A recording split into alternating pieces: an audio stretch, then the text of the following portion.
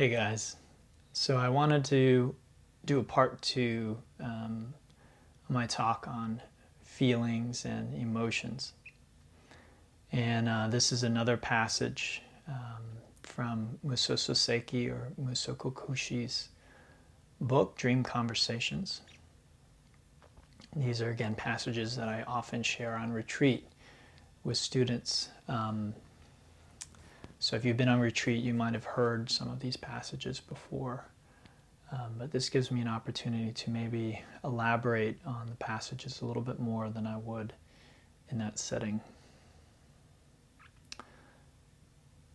So in the yoga tradition, we have a teaching about raga and devesha.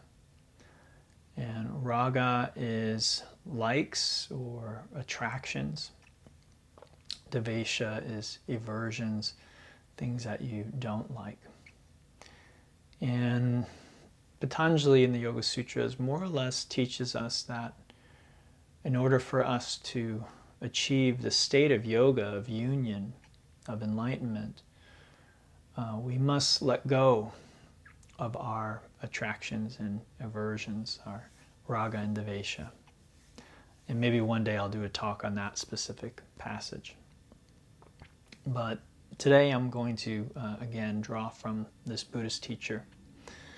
In my experience, these teachings show up in every tradition in one form or another. So it's just the nature of me as a teacher. The more that I learn about these traditions, the more I see the commonalities in them. So I would suspect that these teachings would show up in Judaism, in Christianity, in Islam, if you get deep enough into the tradition and you get to the esoteric heart of the tradition. So the exoteric is the sort of the religious part of it. And a lot of times religion doesn't really get to the heart of what the tradition is about. Oftentimes religion actually can teach and really embody the opposite of what the essence of the teacher was trying to convey, someone like Jesus or Buddha. It can be the case that their teaching in its religious form actually embodies the opposite of what they were trying to teach. So this is again from a Zen Buddhist teacher who lived long ago. And the passage is, attraction and aversion are two feelings that keep people within the bondage of ignorant, repetitive behavior. Those who seek only what pleases them and try to avoid what displeases them are acting in this way because they do not realize the nature of the world. For those who know the nature of the world, lack of complete satisfaction or fulfillment in things of the world is in itself advice to cultivate detachment. If people do not crave to be pleased, they will not be displeased. What causes mental suffering is not the environment itself, but the mind itself.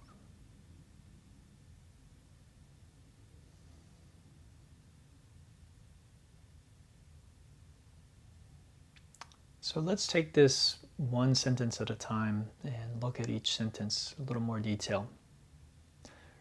Attraction and aversion, again we could substitute the yogic terms raga and devesha, are two feelings that keep people within the bondage of ignorant, repetitive behavior.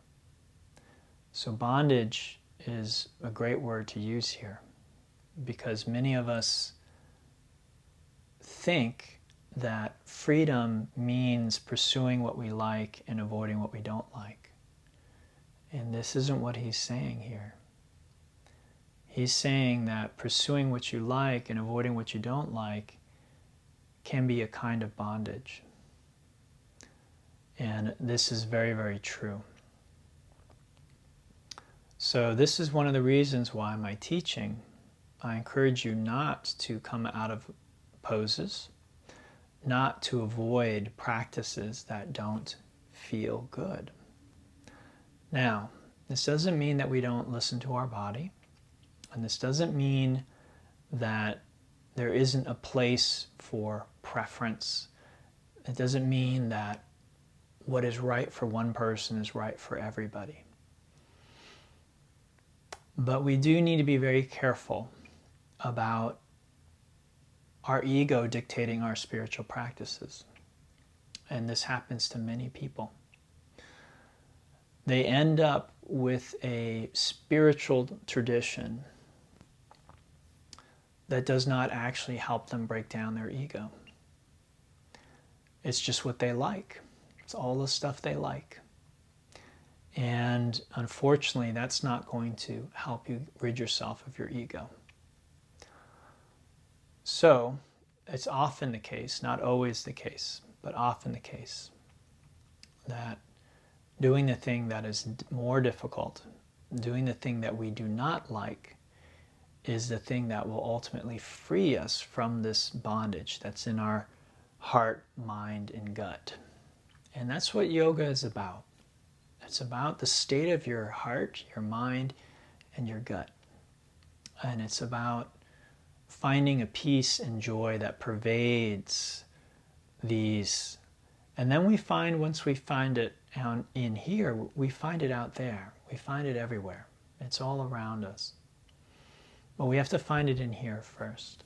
And if we don't have it in here, no amount of running around, of accomplishment, of social change is going to bring us that peace. We'll always find that there's something else to be done, something else that isn't right.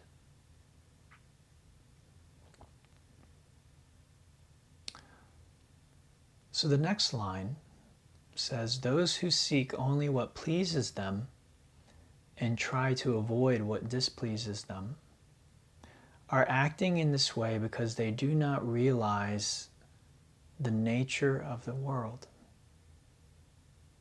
Interesting. The nature of the world. They do not realize the nature of the world.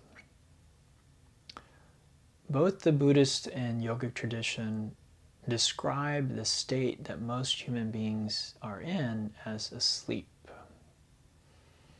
They're in a kind of walking daydream or walking dream, if you will.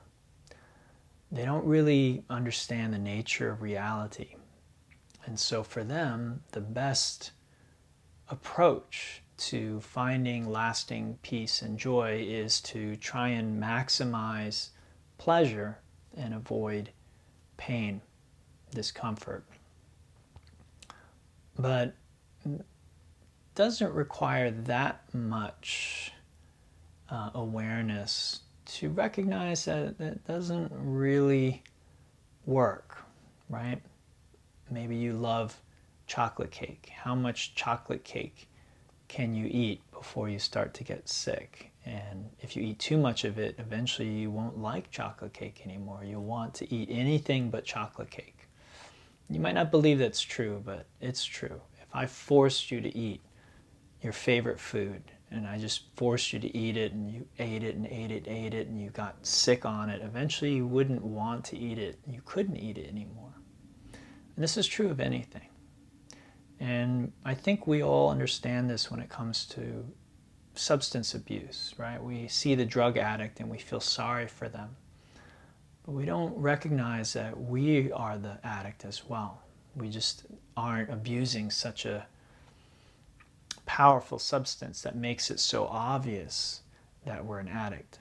But pursuing our likes, thinking that that's going to fill the hole that we feel, isn't going to do it. So I think it's been said in recovery before that you feel a God-sized hole in your life. And you can try and fill that with alcohol, you can try and fill that with romantic love, you can try and fill that with a family. And I'm not saying don't pursue any of those things. Pursue love, pursue family, pursue career, do whatever you want. But just don't think that that's going to make that feeling go away, because it won't. And so once we wake up to this, then we can get serious about pursuing yoga. We can get serious about pursuing another way of filling that hole, you might say. And you don't actually fill the hole. In a sense, you become it.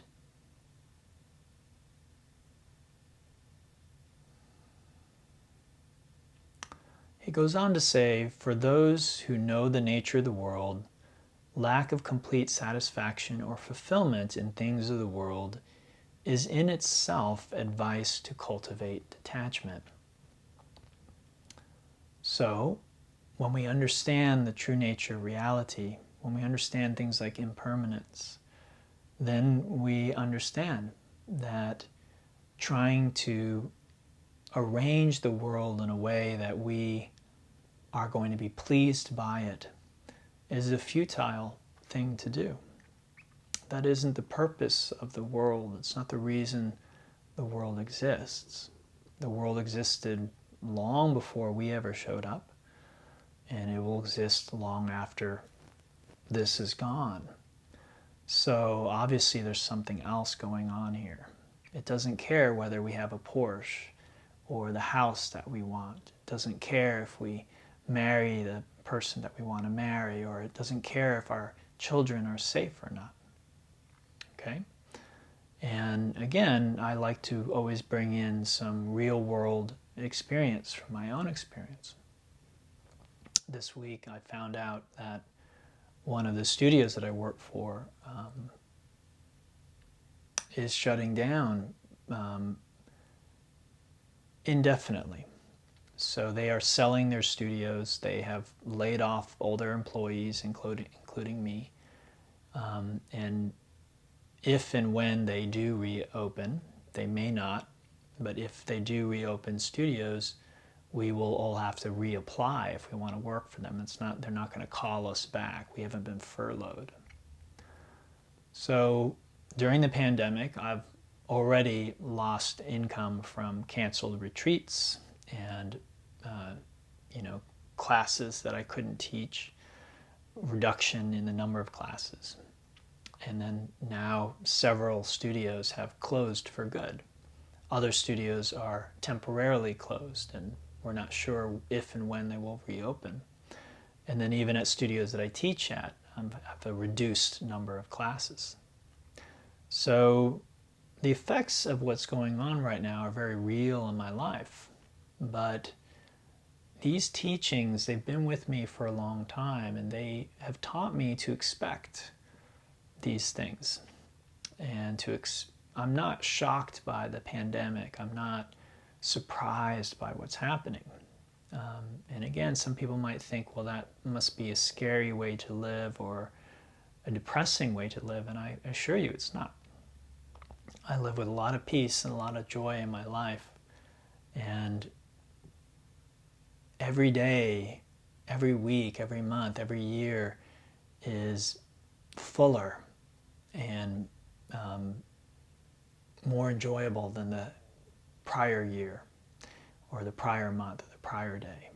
So life just keeps growing and expanding in a beautiful, beautiful way for me. But it doesn't mean that things go the way that I want them to. And that's what he's trying to teach here. This is what this passage is about. Things don't have to go the way you want for you to enjoy life. Let's look at the next sentence. If people do not crave to be pleased, they will not be displeased. And this goes to expectation. So if we have learned to expect certain things from people, like people should have manners, they should respect one another, they should treat one another equally, anything like that, then we're going to be disappointed because that's not how people are. We could say they should be that way, but where did we learn that? Where did we learn that that's how people should be? Well, from other people.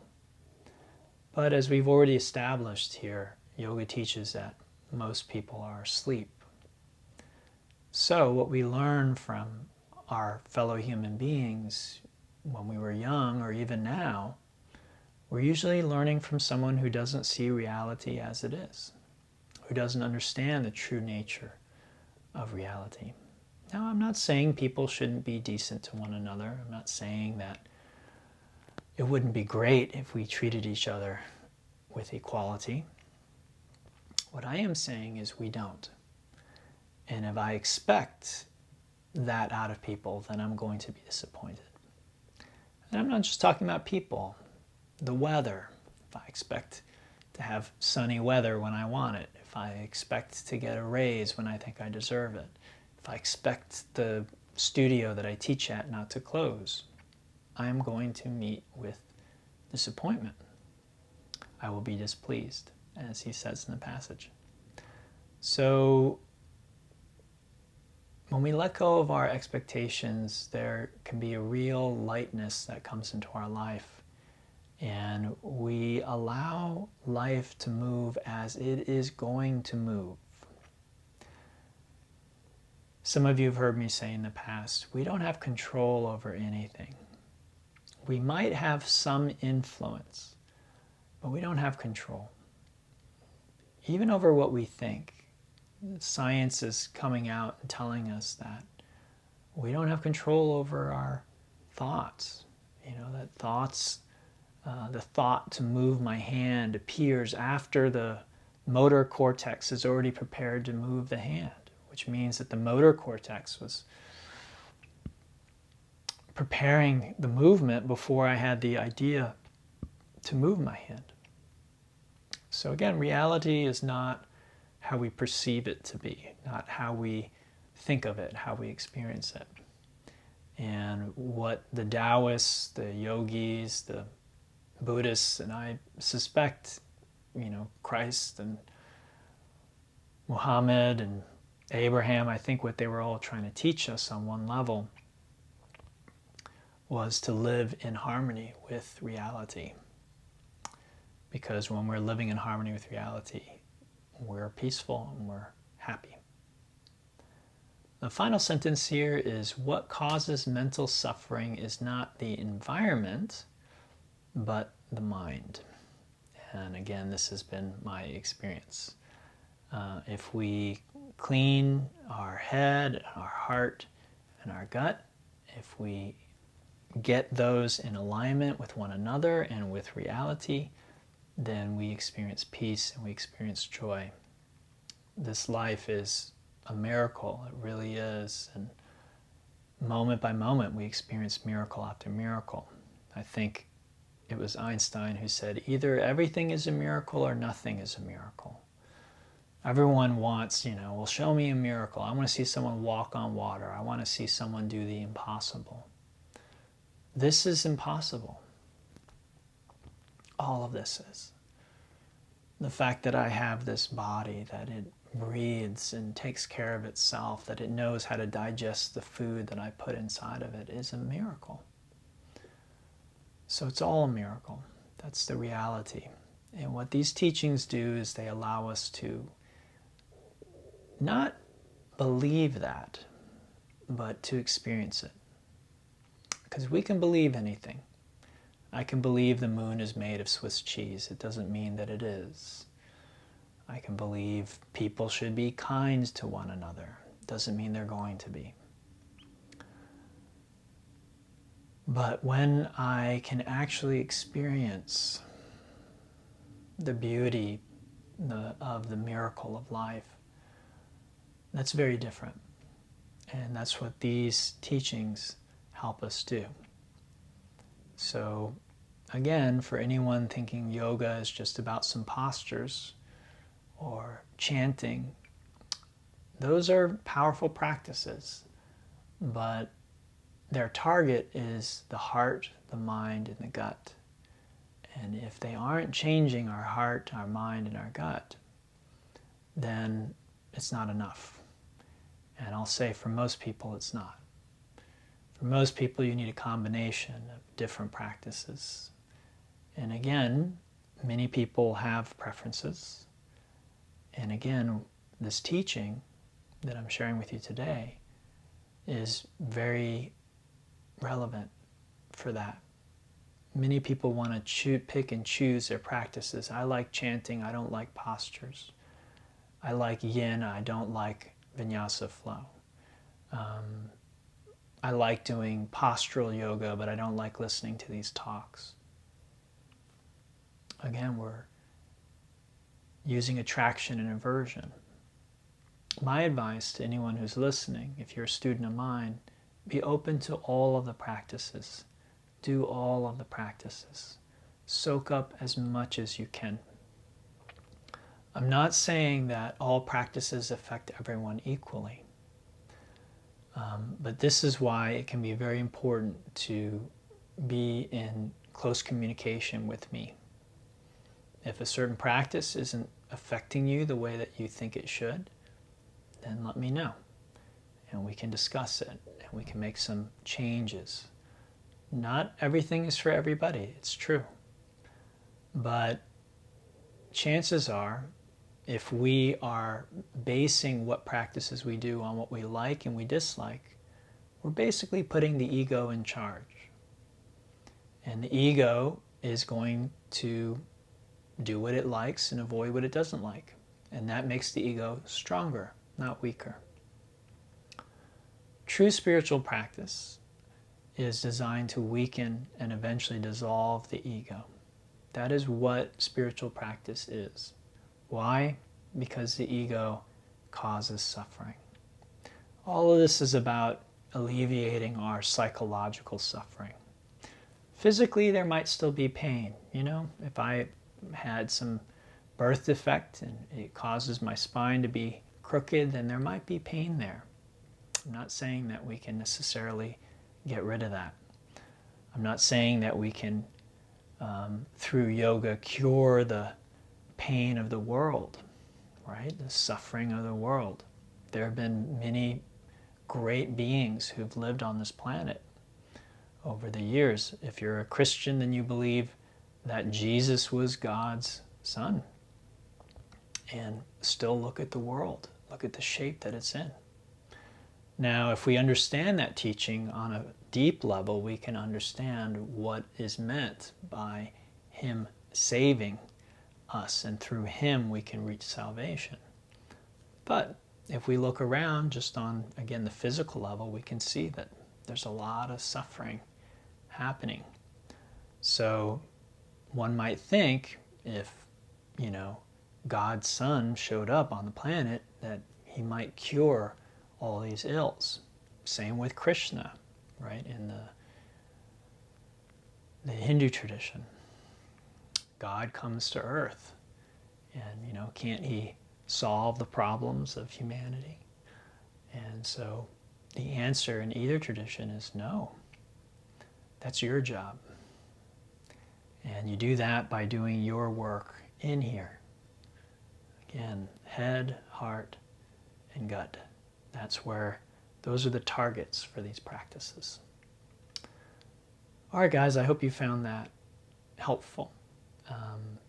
Again, these are tough times for all of us, so if you are out of work and you're getting something from these teachings, please continue to use them.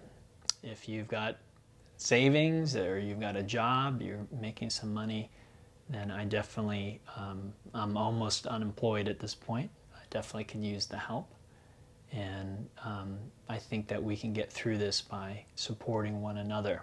So I support with my teaching videos like this. And if you have the funds to donate, you can do that directly on Venmo or PayPal. Or I suggest becoming a patron on Patreon. And that's a great way to support me and the community. Now that I'm out of work, I'm probably going to be organizing some hikes and outdoor yoga. If you're watching this on YouTube, please like, subscribe, comment, share with others. And if you need help, reach out. again, if you can, if we meet, we have a session, I can counsel you. If you can afford to support me, I appreciate that. But don't let that stop you. If you don't have money, my most important role is as teacher and as a support. So I will gladly meet with you for free if you can't afford that. So that's how important it is for me. All right? All right, everyone. Till next time. Namaste.